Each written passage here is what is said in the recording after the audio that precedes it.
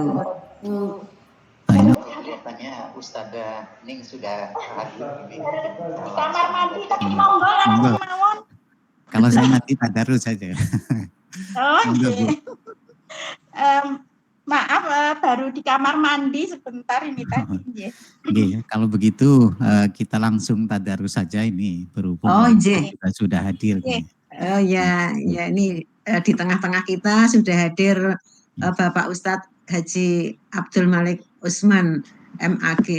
Oleh karena itu dipersilahkan dumateng Bapak Roziki untuk memimpin tadarus dan dipersilakan ibu-ibu membuka Al-Qur'annya Al-Baqarah ayat pinten nggih yang kemarin ayat 20. 20 Ya 20 sekarang 21 saja. Sekarang 21. Sumonggo. Monggo ibu-ibu jamaah sekalian yang dimuliakan Allah, mari kita tadarus bersama dengan membaca Al-Quran surah Al-Baqarah mulai ayat yang ke-21 sampai dengan ayat yang ke-22. 2 ayat saja.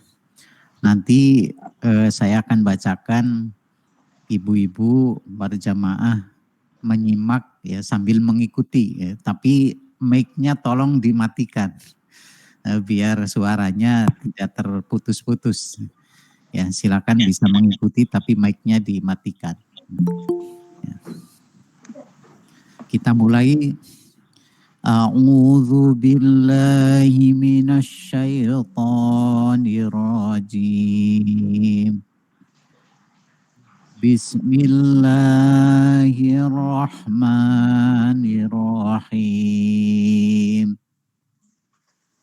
Ya ayyuhan nasu budu rabbakumul ladzi khalaqakum walladzina min qablikum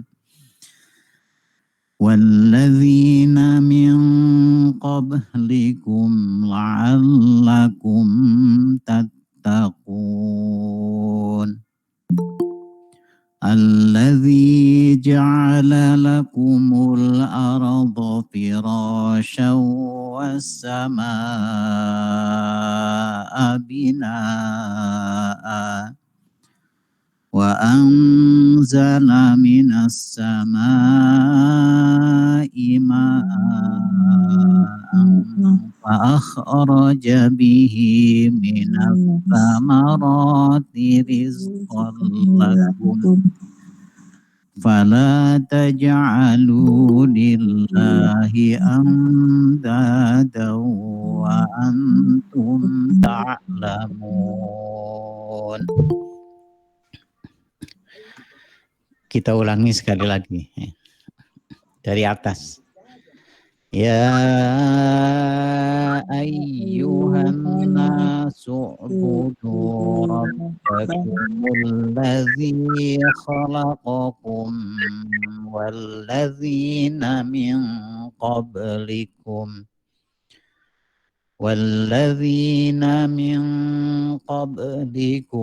la'allakum tattaqun.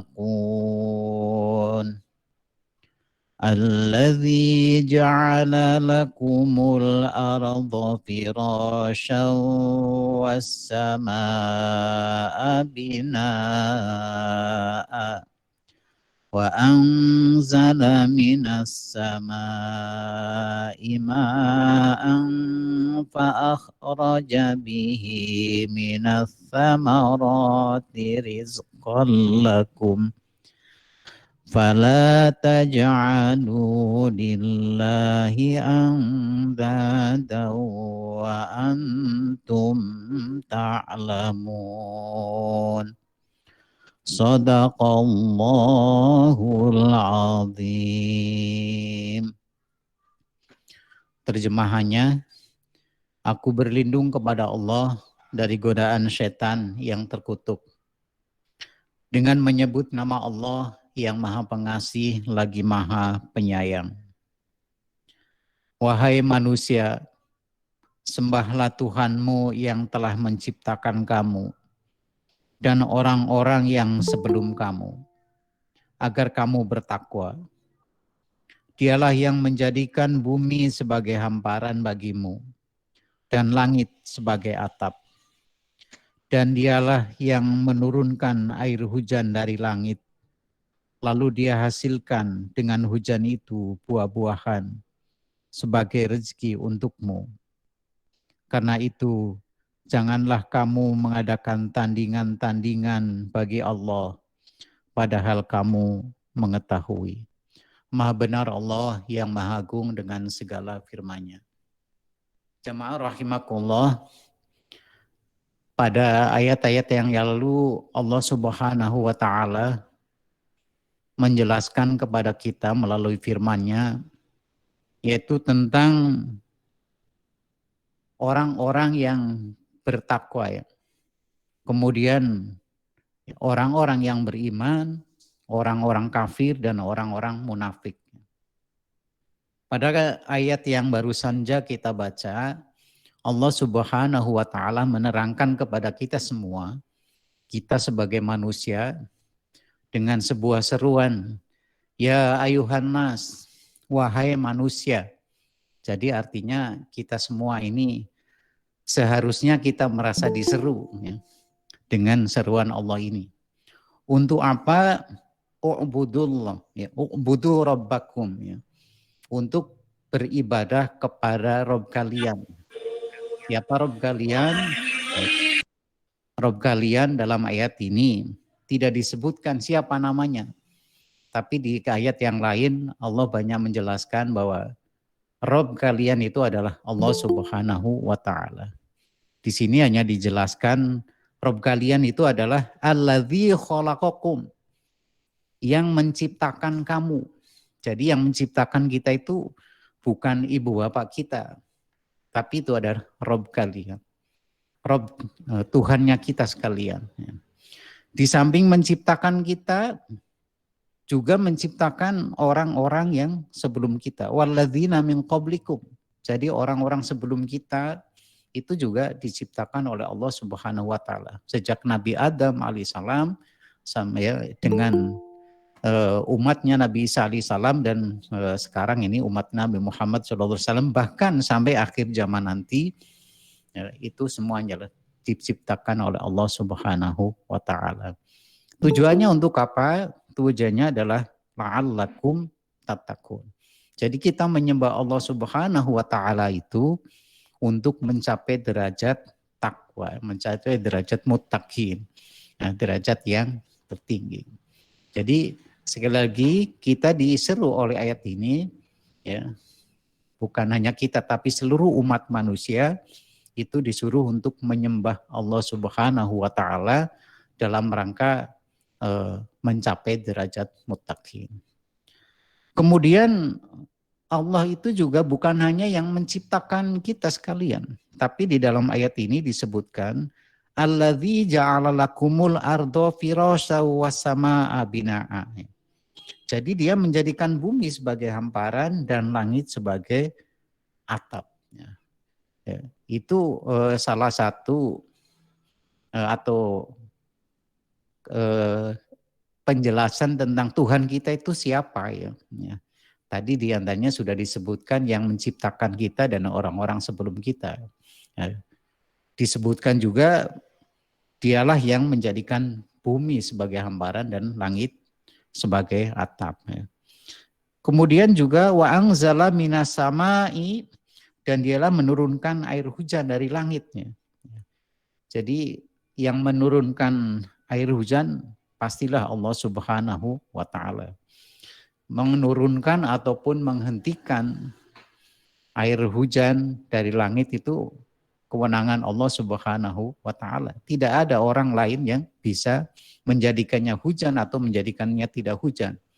Mungkin kalau para jamaah sering mendengar ada istilah pawang hujan, ya, itu yang seakan-akan dialah, ya, bisa menghentikan atau menurunkan hujan. Tidak, ya, sama sekali tidak. Ya. Semua itu adalah kuasa Allah Subhanahu wa taala. Menurunkan hujan ataupun menghentikan hujan itu adalah kuasa Allah Subhanahu wa taala. Ya. Kemudian Berikutnya, fala taj'alu lillahi andada, ya. Maka janganlah kamu mengadakan tandingan-tandingan bagi Allah, ya. Ya, kita diperintahkan, ya, untuk tidak mengadakan tandingan, sekutu-sekutu bagi Allah, ya. Karena semuanya itu adalah kuasa dari Allah Subhanahu wa taala, ya. Wa antum ta'lamun, padahal kamu sekalian mengetahui, ya. Jadi apabila kita mengetahui semua itu, maka sebenarnya tidak ada alasan, ya, bagi kita sekalian untuk tidak menyembah tidak menyembah Allah Subhanahu wa taala. Jemaah rahimakumullah, mungkin itu sedikit saja dari ayat-ayat yang kita baca, mudah-mudahan yang sedikit ini ada manfaatnya. Dan mari kita dengarkan bersama tausiah yang nanti akan disampaikan oleh guru kita, Bapak narasumber pada pagi hari ini. Itu saja, mudah-mudahan ada manfaatnya. Terima kasih. Wallahu a'lam bishawab. Assalamualaikum warahmatullahi wabarakatuh.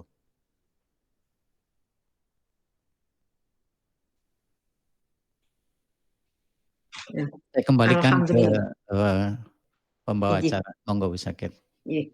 Matur nuwun Ustadz Roziki yang telah memimpin ya tadarus kita pada pagi hari ini dan juga menjelaskan makna yang terkandung di dalam dua ayat. Dua ayat tapi maknanya sangat luas. Sekaligus selain kita bertadabur Al-Quran, juga kita tadi dibawa ke tadabur alam. Walaupun di masa pandemi ini kita sangat terbatas, tidak bisa tadabur alam sebagaimana biasanya. Mudah-mudahan dengan pemahaman ini akan meningkatkan keimanan kita.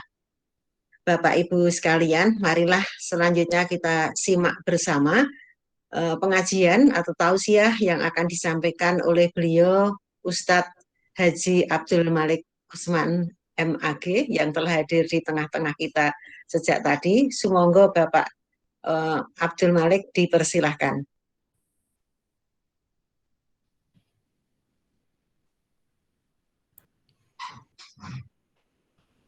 Pak Malik.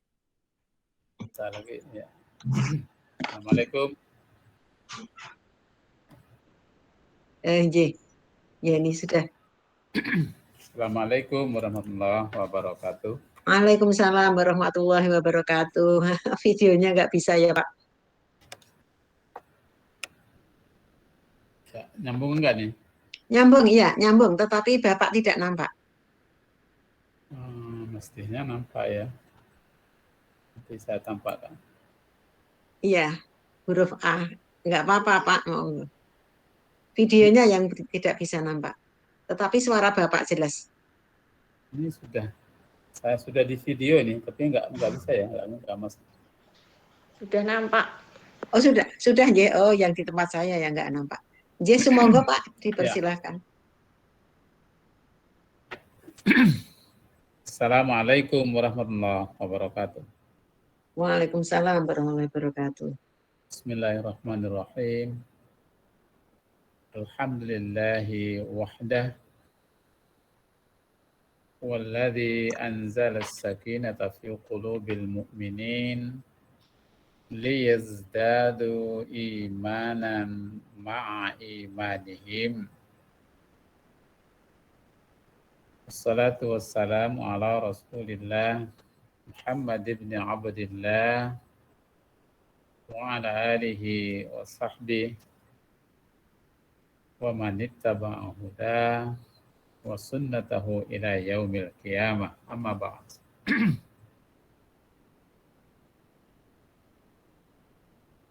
Kajian kita pagi ini ya sesuai yang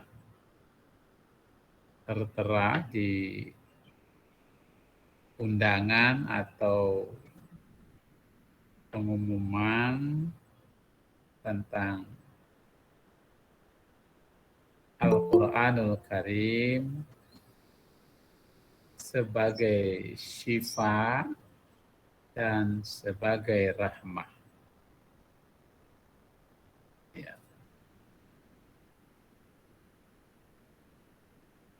ada ayat yang sering dibaca, yakni di surah Al-Isra. Monggo dibuka nanti. Surah Bani Israel ayat yang ke-82. Nah, monggo nanti dilihat ayat yang ke-82. Ya. A'udzubillahi minasyaitonirrajim. Wa nunazzilu minal Qur'ani ma huwa shifaa'un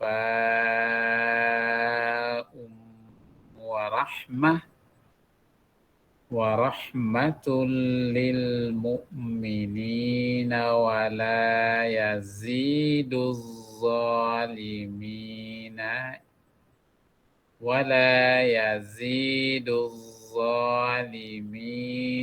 illa khasara. Semoga Bapak Ibu sudah pernah bahkan sering membaca ayat ini. Apa kata Allah tentang Al-Qur'annya? Dan kami menurunkan Al-Qur'an itu. Ya, atau mungkin redaksinya sedikit berbeda. Dan kami menurunkan dari Al-Qur'an itu. Ini kan dua pernyataan yang sedikit mengandung makna yang berbeda, tapi tidak jauh perbedaannya, bahkan juga mengandung kesamaan.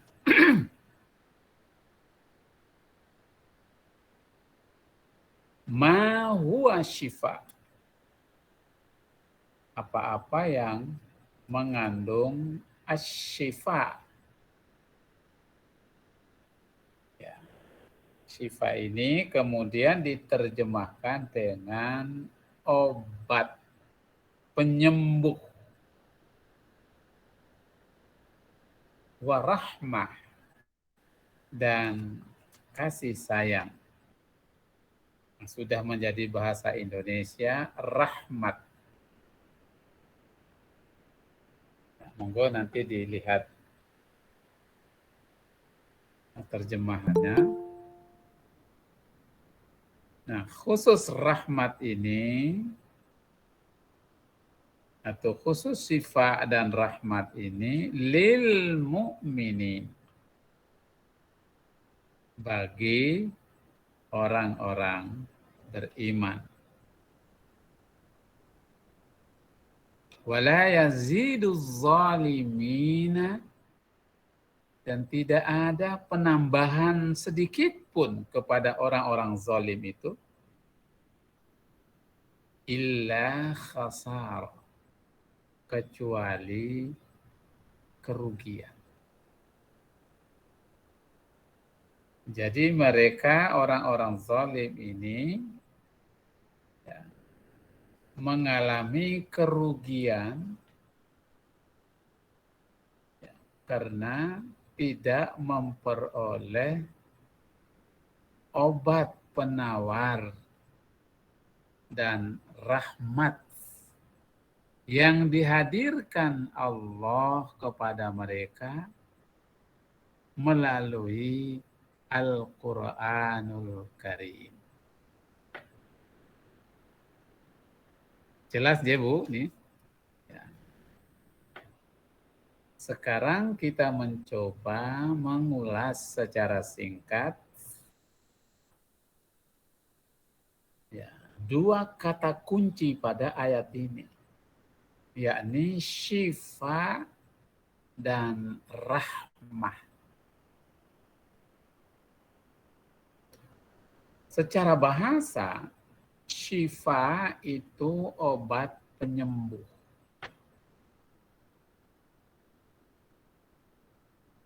obat penyembuh.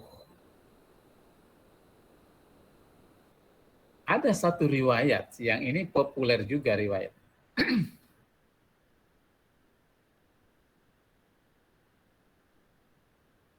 Ada seseorang yang datang menjumpai baginda Nabi Sallallahu Alaihi Wasallam. Di depan Nabi, orang itu sedang mengelus-ngelus dadanya. Mengelus-ngelus dadanya. Ya, itu memberi isyarat bahwa dia sedang mengalami sesak napas. Jadi mengelus-ngelus dadanya. Kalau agak ke bawah itu sakit perut namanya itu ya.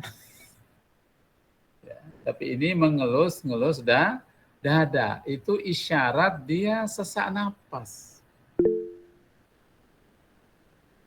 Maka Nabi Sallallahu Alaihi Wasallam bersabda,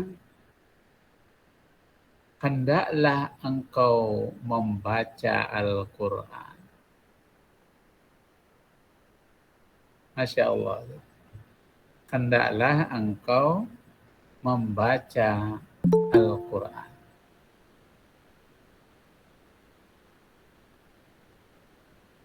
Nah, ini tentu tidak serta-merta dipahami secara formal, sederhana, zahir. Itu juga iya. Tapi para ulama mengatakan bahwa penekanan pada kalimat di ayat ini dan sakit yang dimaksud itu bukan sebatas hal-hal yang fisikal. Nah, tadi dengan isyarat mengelus-elus dada itu kelihatan, itu fisik. Tetapi hakikatnya adalah bukan pada penyakit jasmani atau fisik, melainkan penyakit-penyakit rohani. Mengapa? Karena kepada baginda Nabi Sallallahu Alaihi Wasallam Allah karuniakan ketajaman, kepekaan batin yang luar biasa. Dalam terminologi sufi, baginda Nabi itu punya kemampuan ainun basirah. Ainun basirah, ketajaman mata batin yang luar biasa.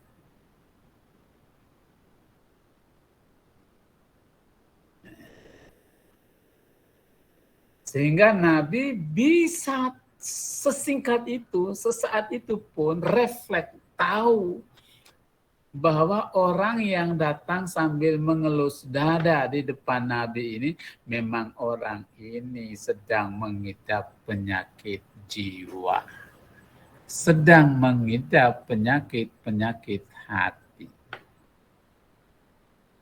Dan dia sedang mengalami hati yang sakit. Wah, itu loh. Jadi ini artinya bahwa penyakit yang dimaksud tidak sebatas zahir. Walaupun zaman-zaman dulu ya, mungkin ibu-ibu yang seusia sudah nenek-nenek ini, bapak-bapak yang sudah kakek-kakek ini, bahkan ada yang sudah punya cicit ini, ya, itu pasti mendengar cerita-cerita dari ayah, dari ibu, atau siapa saja yang pernah kita diceritakan bahwa Al-Quran yang syifa sebagai penawar atau obat itu pun ya pernah digunakan, dipakai orang-orang dulu untuk mengobati penyakit-penyakit jasmani. Pernah dengar tuh, Bu? Ya maklum saja, rumah sakit tidak secanggih sekarang, puskesmas tidak sebanyak sekarang, rumah bersalin tidak bertebaran seperti hari ini.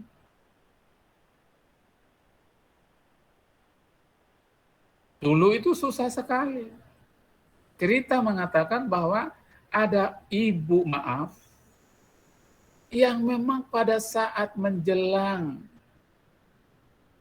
ya pada saat dia mau melahirkan putra-putrinya, itu penderitaan yang luar biasa.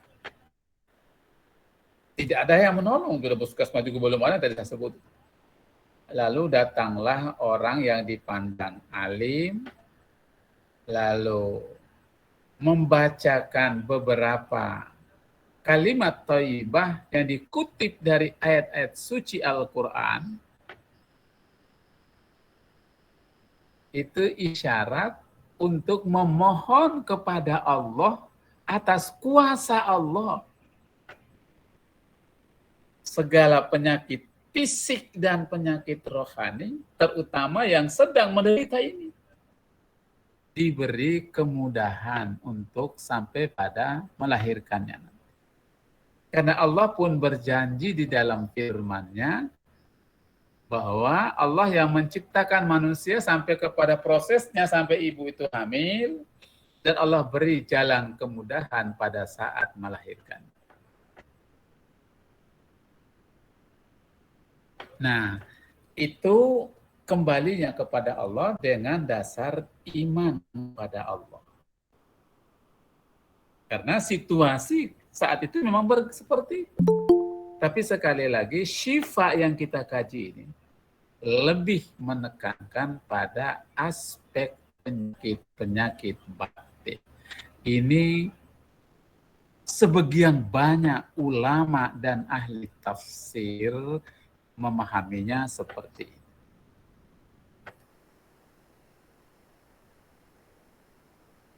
Nah, Bapak Ibu yang saya muliakan, para ahli psikologi juga mengatakan bahwa penyakit rohani, penyakit jiwa, itu berdampak pada jasmani. Nah, ini kita alami hari-hari, Bu. Nah, disebut dengan psikosomatik.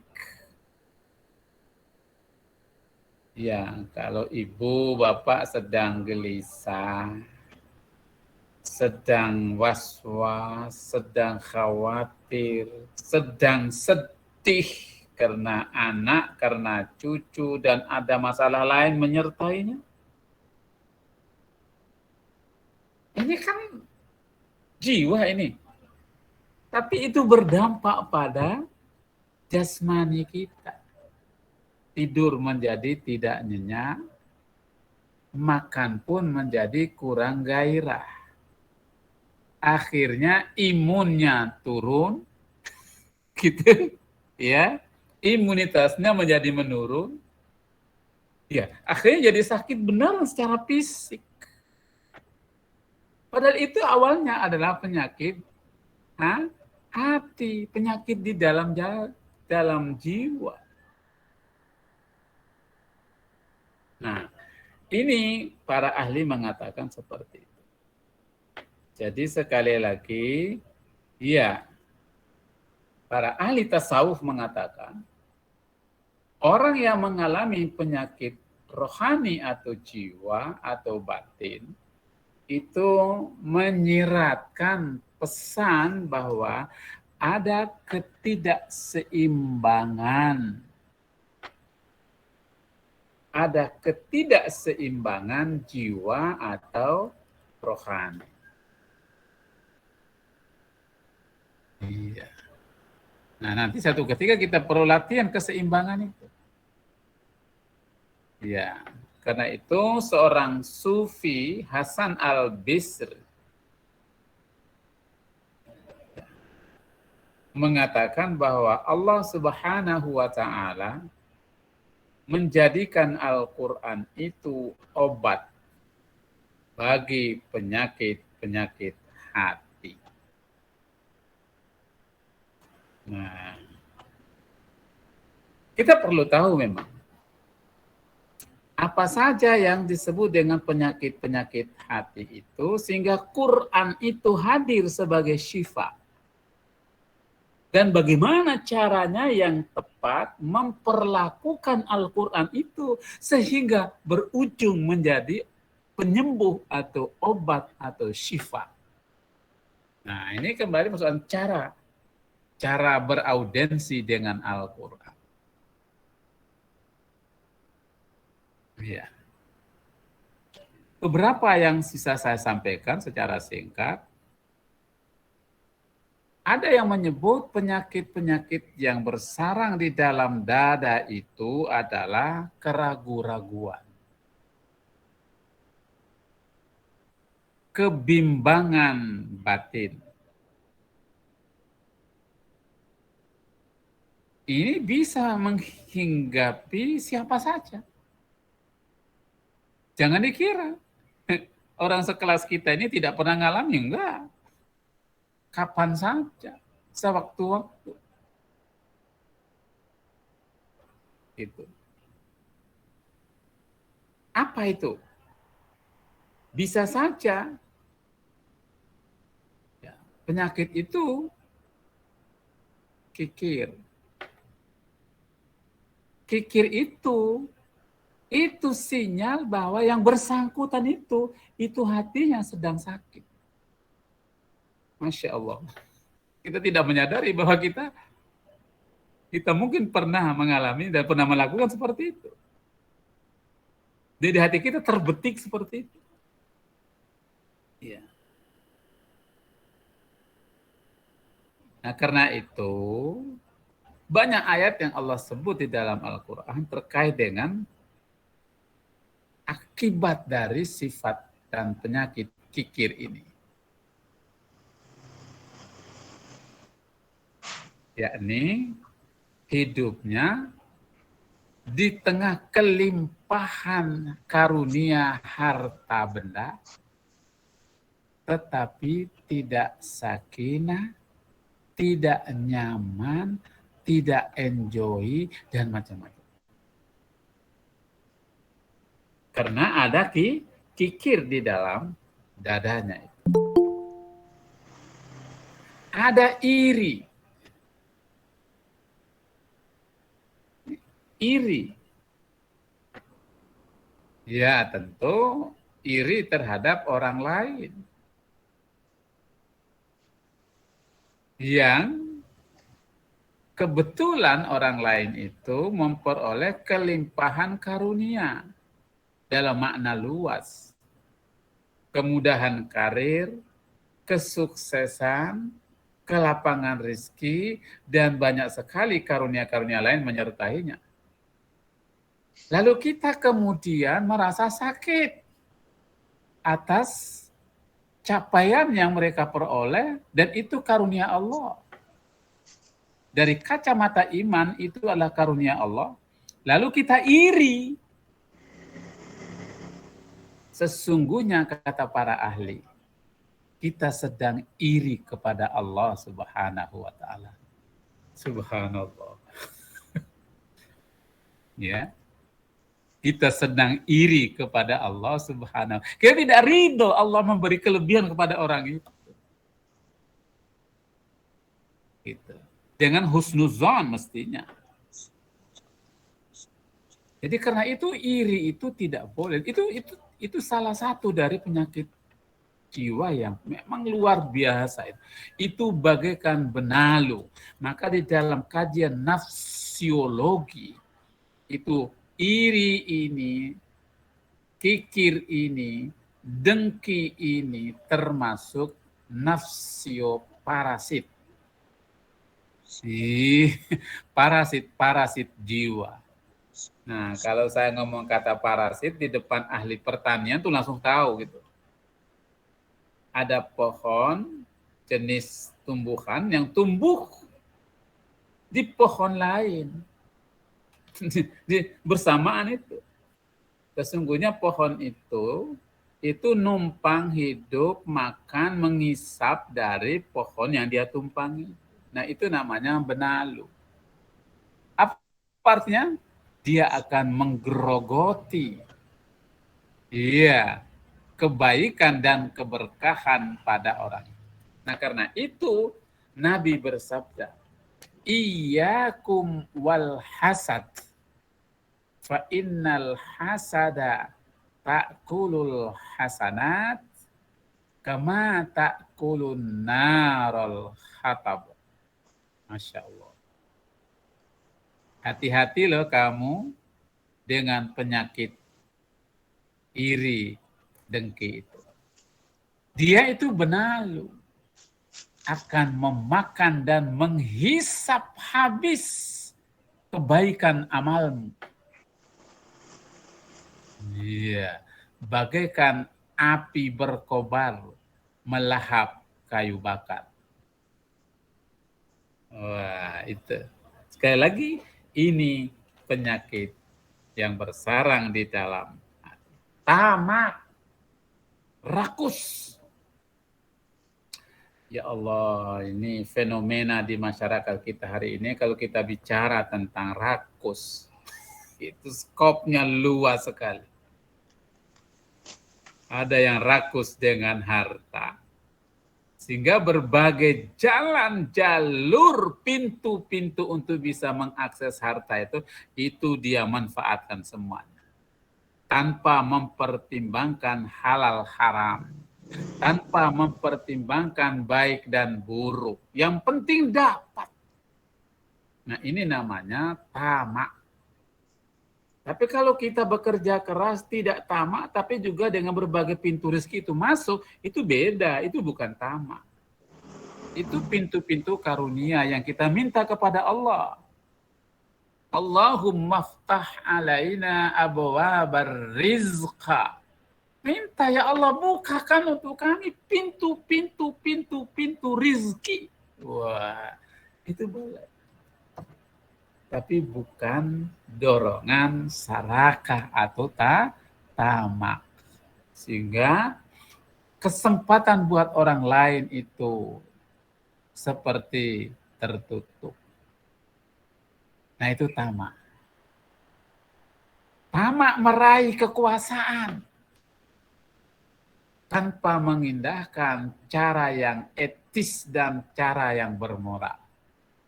Menghalalkan berbagai cara. Ini juga adalah orang-orang yang sedang sakit jiwa.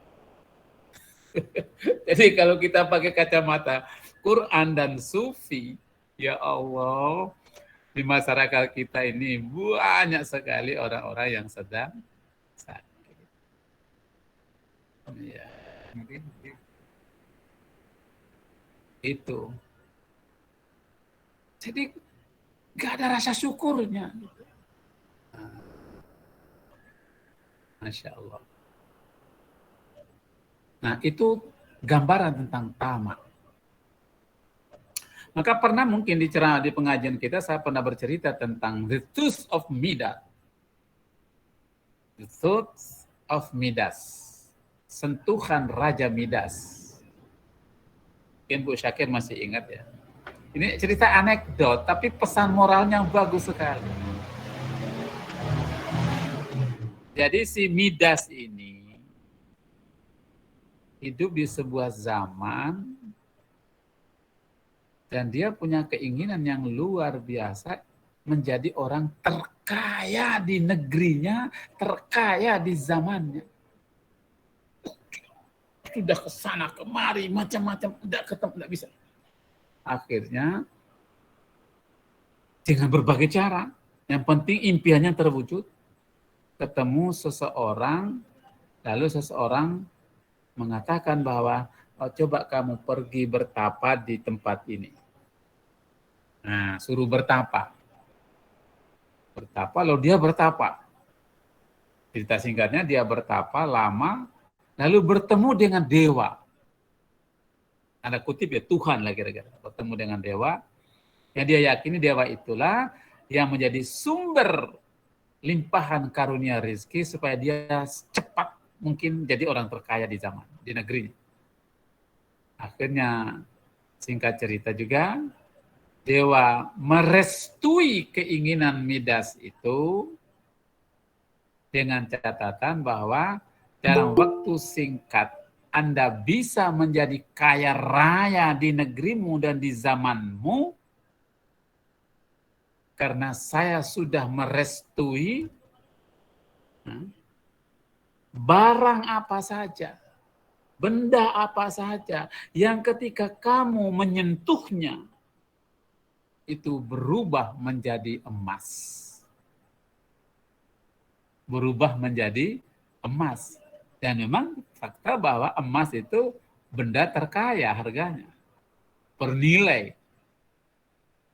Lalu dia pulang, dan apa yang direstui oleh dewa itu terwujud. Begitu dia sampai di rumahnya, tangannya mengetuk pintu. Pintu dengan gawangnya berubah wujudnya menjadi emas. Istrinya mempersilakan masuk. Begitu dia duduk, kursi dan benda di mana menempel di tubuhnya itu berubah wujudnya menjadi emas. Ketika istrinya menyiapkan hidangan makanan dan minumnya, begitu tangannya menyentuh meja makan dan seluruh yang ada di meja itu berubah wujudnya menjadi emas. Saya sampai di situ saja dulu. Apa yang terlintas dalam pikiran Bapak Ibu sekalian? Kira-kira lapar dia tuh bisa nggak terpenuhi? Kira-kira rasa hausnya itu dahaganya bisa nggak terpenuhi? Sementara yang mau dia minum harus lewat sentuhan. Kalau dia menyentuh, gelas dengan airnya jadi emas. Kalau dia mau makan, apa yang dia mau makan dia harus menyentuhnya. Begitu tangannya menyentuh sendok menyentuh piring, semua berubah menjadi emas. Apakah dia bisa makan? Apakah dia bisa minum? Tentu tidak. Nah, pesan moral dari cerita singkat itu adalah bahwa tama alias serakah itu tidak membawa kenikmatan. Justru berujung dengan kesengsaraan. Na'udzubillahi min dzalik. Karena itu Allah dalam hadis qudsi sampai bersumpah. Saya bersumpah dengan agama yang kuturunkan ini dan aku ridho agama ini dipeluk oleh hamba-hambaku yang punya sifat pemurah dan dermawan. Nah, itu. Ya, pemurah dan dermawan. Nah, karena itu pikir dan tama itu membawa kesengsaraan. Sedangkan pemurah dan dermawan akan mengantar kita menggapai kenikmatan dan kebahagiaan. Sehingga banyak orang, saya pernah menyaksikan banyak sekali. Ada orang yang Masya Allah, dia merasa bahagianya luar biasa. Dia merasa nikmatnya luar biasa. Ketika dia berkesempatan memberi, dan membantu. Itu dia merasa nikmatnya luar biasa. Ya Allah. Sampai ada juga yang memang capek mencari di mana tempat untuk dia bisa memberi bantuan. Subhanallah. Ini sudah sampai ke level itu. Ya. Bahwa kenikmatan itu dia peroleh ketika dia jadi gitu.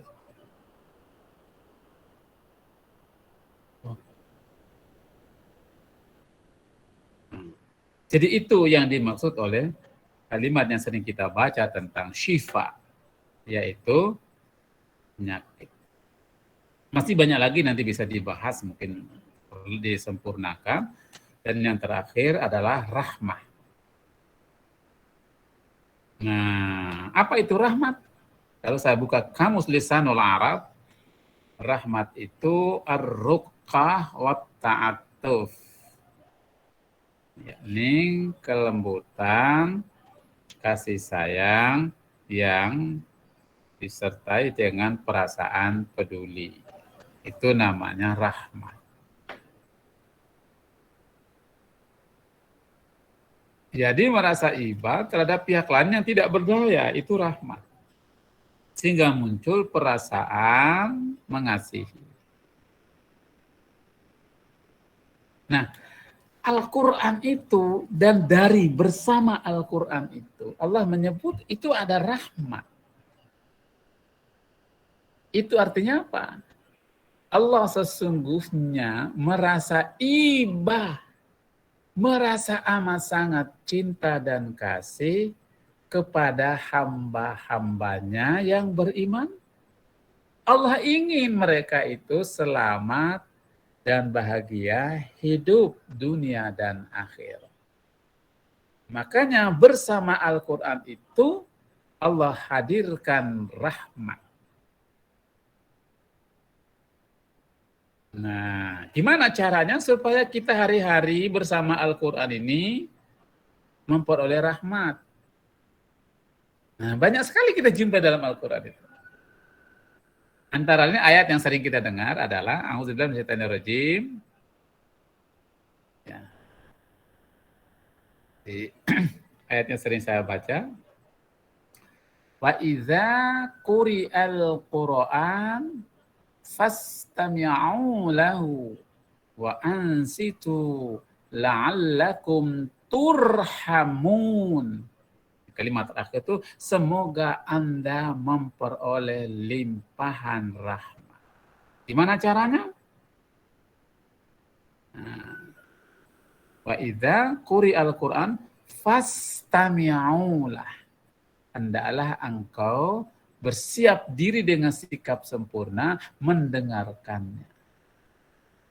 Lalu kemudian dijelaskan para ulama, sikap sempurna mendengarkan lantunan orang membaca ayat suci Al-Quran, atau sikap sempurna Anda melantunkan sendiri ayat-ayat Al-Quran itu dengan niat ikhlas, dengan niat ibadah, itu Allah hadirkan bersamaan dengan Al-Quran dan ayat yang kita baca itu adalah rahmah. Nah, rahmat itu berfungsi untuk menolong kita, membantu kita, menyelamatkan kita dari azab, dari siksa. Karena itu Nabi menggaransi, menjamin, bacalah Al-Quran itu, nanti di hari akhir dia akan memberikan kepadamu syafaat. Syafaat. Kekuranganmu atas akan kebaikan dan pahala, Quran melengkapi kekuranganmu itu. Itu namanya syafaat. Nah, dalam kajian sufi menyebut bahwa Allah yang Rahman dan Rahim itu luas sekali rahmatnya. Maka saya selalu memberi ucapan ketika mendengar teman, kerabat, sahabat, keluarga yang meninggal dunia. Itu selalu saya selipkan doa pendek. Allahummarhamhu, Allahummarhamha rahmatan wasi'atan. Ya Allah, kasihilah hambamu ini dengan kasih yang luas, dengan rahmat yang luas. Rahmatmu. Dan doa kita juga begitu. Allah itu rahmat, luas sekali rahmatnya.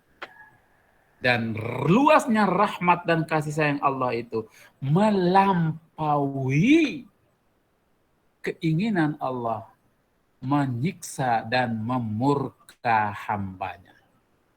Quran itu hadir bersama rahmatnya Allah Subhanahu wa Ta'ala jika kita beraudiensi dengannya dengan sikap-sikap yang baik, dengan sikap-sikap yang sempurna, tawadu, dengan ikhlas dan hanya berserah diri kepada Allah Subhanahu wa Ta'ala. Nah, karena itu terakhir, Al-Quran sebagai syifa, Al-Quran sebagai rahmat, monggo diingat kembali lantunan yang sering kita dengarkan dan sering juga kita pernah melantunkannya, yakni Tombo Ati.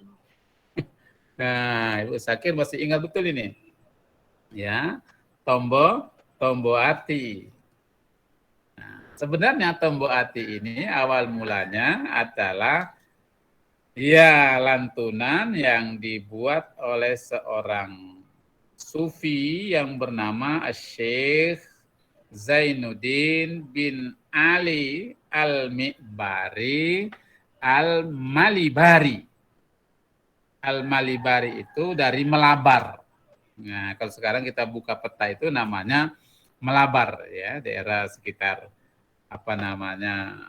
dari India ke sini. Ya, Madagaskar, Malabar, ya, dulu rute perjalanan dakwah Islam kan begitu. Nah, itu syekhnya dari situ, dia yang berdasarkan ayat Al-Quran dan sejumlah hadis, lalu dia rumuskan apa yang disebut dengan Tombo Ati. Ya, ada berapa, Bu? Tombo Ati itu? Ada 5 perkara. Iya, yang pertama, baca Quran. Nah, salah satunya adalah baca Quran dan maknanya. Gimana supaya kita bisa menangkap maknanya? Ya baca dengan sikap sempurna.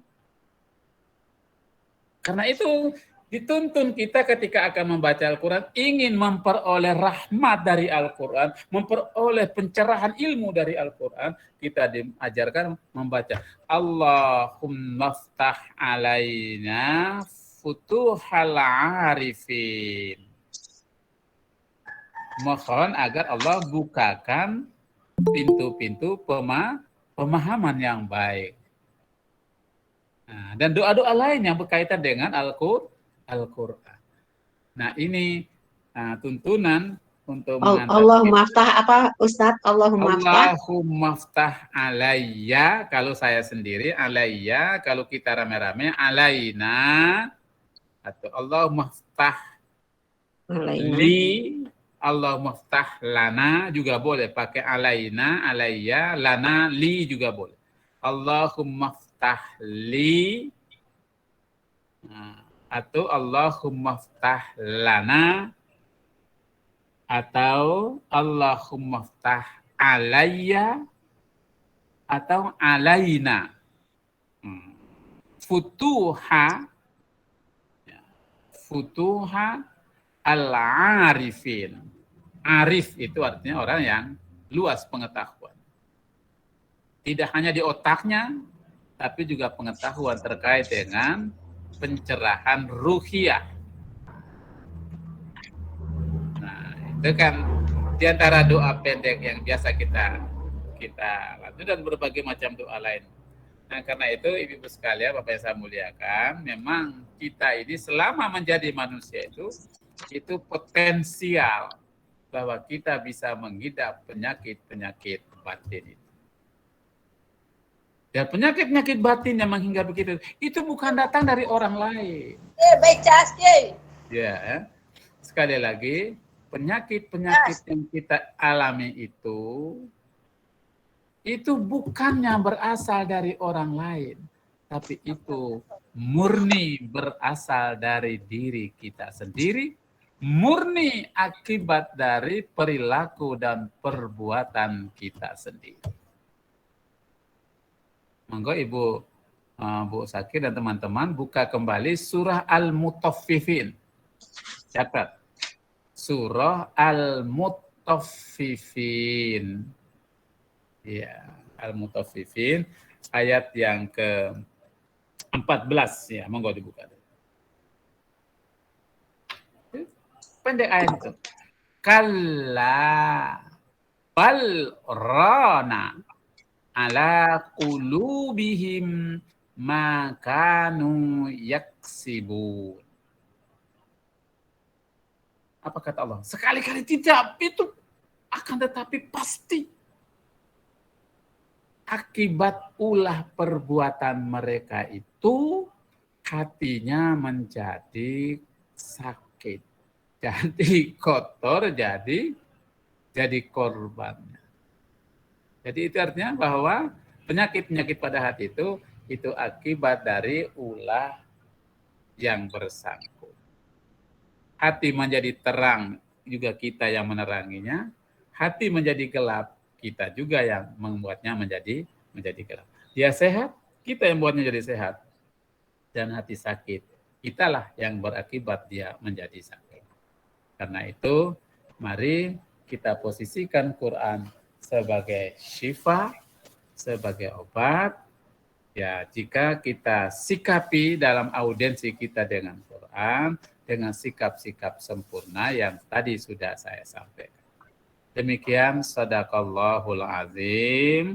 Monggo kalau ada hal-hal yang ingin dikomentar.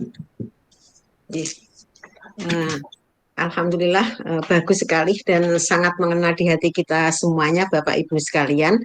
Ini masih ada waktu 10 menit, dipersilahkan untuk kalau ada yang ingin mengajukan pertanyaan, semoga mumpung Bapak masih berada di tengah-tengah kita. Amin, amin.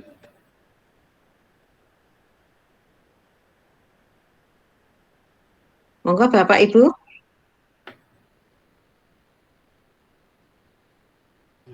Monggo Ustaz Rizal dulu mewakili Bapak-bapak Ibu ya. Iya.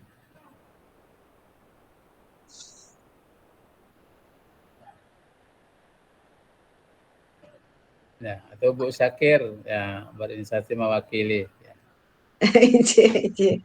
Inje Bapak, itu kan tadi Bapak sudah menjelaskan beberapa hal yang terkait dengan penyakit hati ya Pak. Nah, apakah itu juga nanti ada kaitannya dengan ini karena dari hati itu kadang-kadang sangat berpengaruh ke fisik gitu Pak. Iya.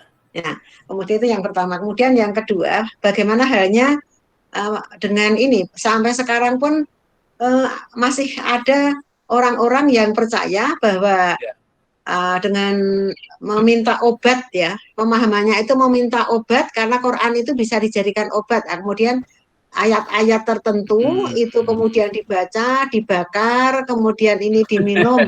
Kemudian yang menerima itu mantap sekali itu karena itu nanti airnya bisa dijadikan sebagai obat. Nah itu bagaimana Pak seperti itu?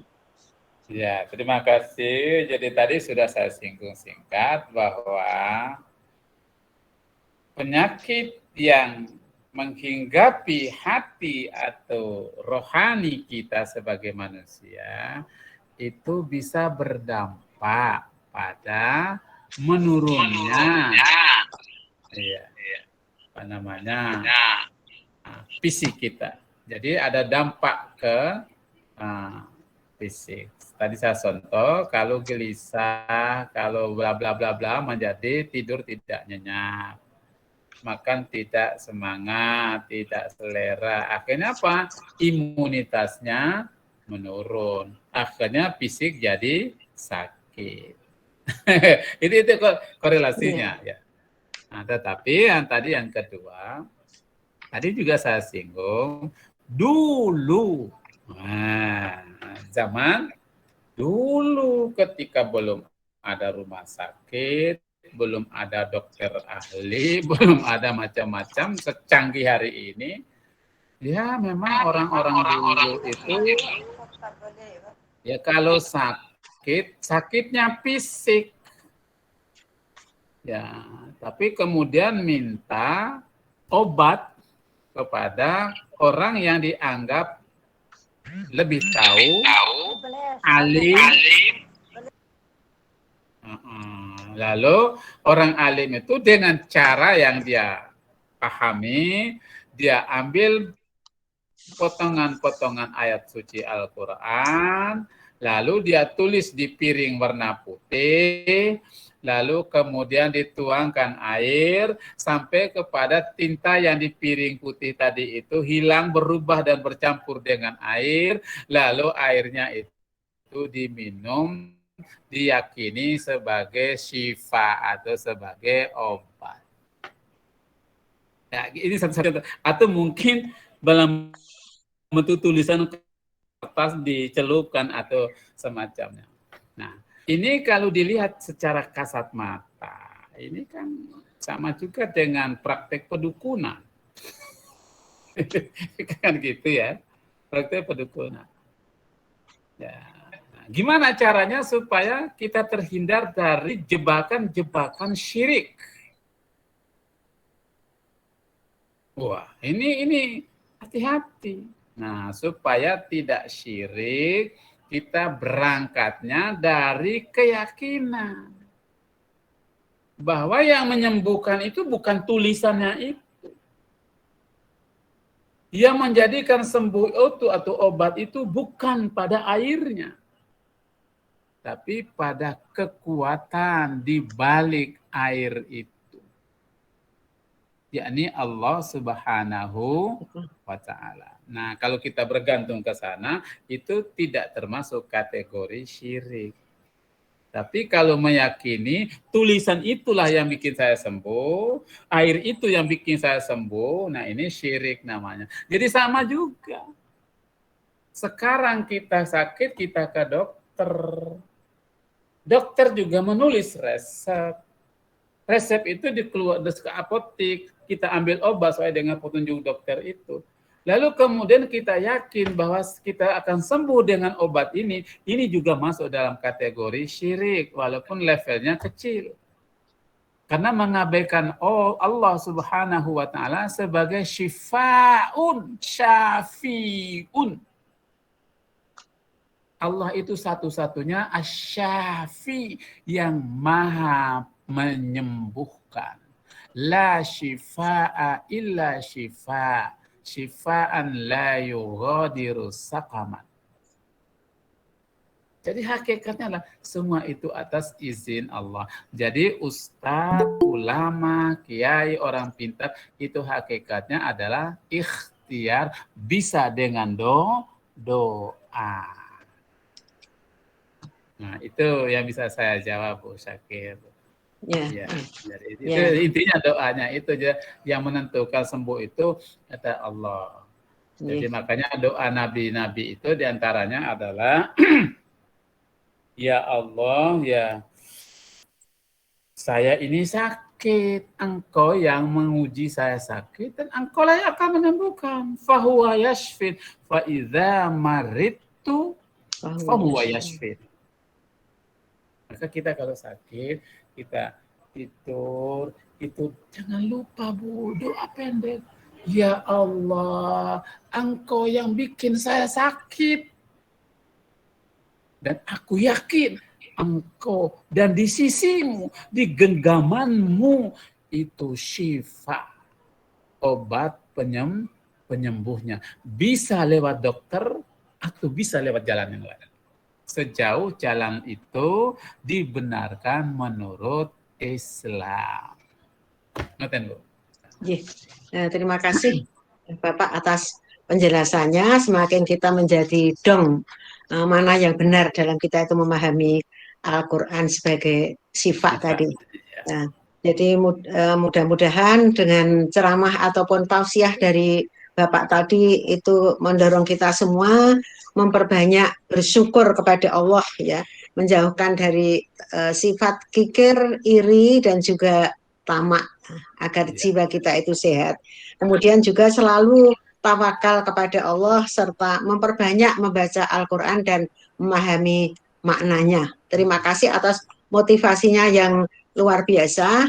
Insya Allah Bapak-bapak dan Ibu-ibu anggota jamaah ini semangat untuk melaksanakannya.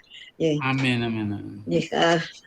Terima kasih juga kepada sekali lagi Bapak Ustadz yang telah bersedia memenuhi permohonan kami yang sudah lama sekali ini memang libur pengajian ini. Dan pernah kami dimulai bulan Juni dengan 2, ada yang online, ada yang offline. Kemudian Juli libur kembali dan sekarang Agustus alhamdulillah bisa bertemu Bapak Ustadz lagi. Bapak Ibu sekalian, di dalam kepengurusan kita, anggota jamaah kita ini ada yang sedang sakit, masa-masa kritis mudah-mudahan terlampaui, yaitu Bapak Ketua Takmir, Bapak Haji Effendi, Robani Effendi, itu sedang sakit. Dan nanti nyuwun Bapak Roziki untuk mendoakan.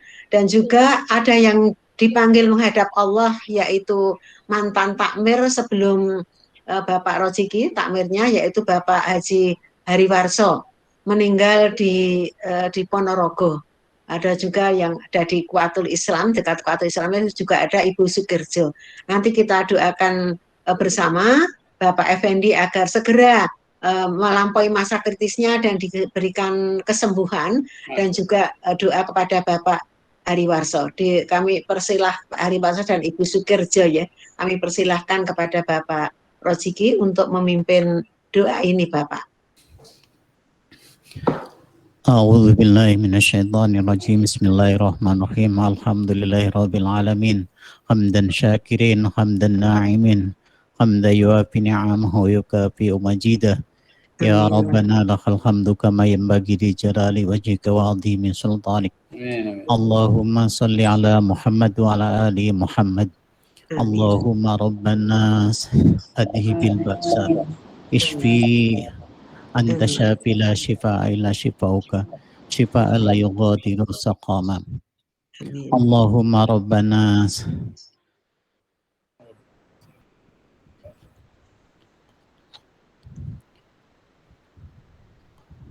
Allahumma ighfir lahu warhamhu wa'afihi wa'fu anhu wa akrim nujulahu wa wasi' madkhalahu waghsilhu bil ma'in wasalji wal barad wa naqihi minal khataaya kama yanqa thawbul abyad minad danas wa abdilhu daran khairan min darihi wa ahlan khairan min ahlihi wa zawjan khairan min zawjihi wa qihi fitnatal qabri wa adzaban nar.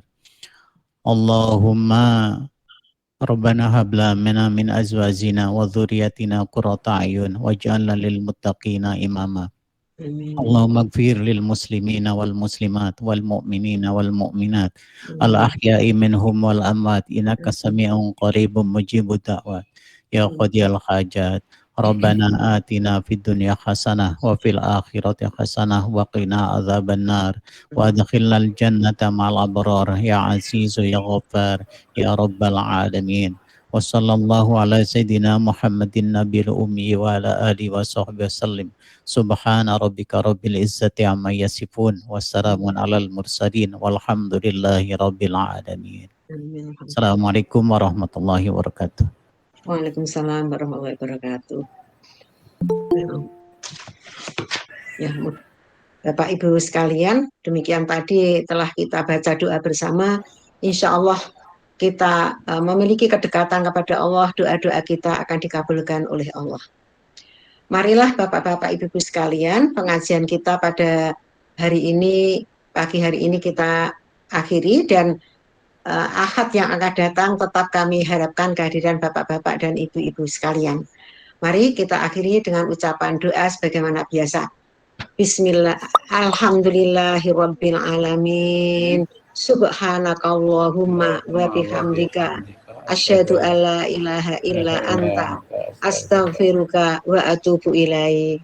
Allahumma arinal haqqo haqqo warzuqna ittiba'ah wa arinal batila batila warzuq najtinaba. Amin. Mudah-mudahan kita semua selalu diberikan keselamatan oleh Allah dari dahsyatnya COVID dan selalu berada di dalam lindungannya.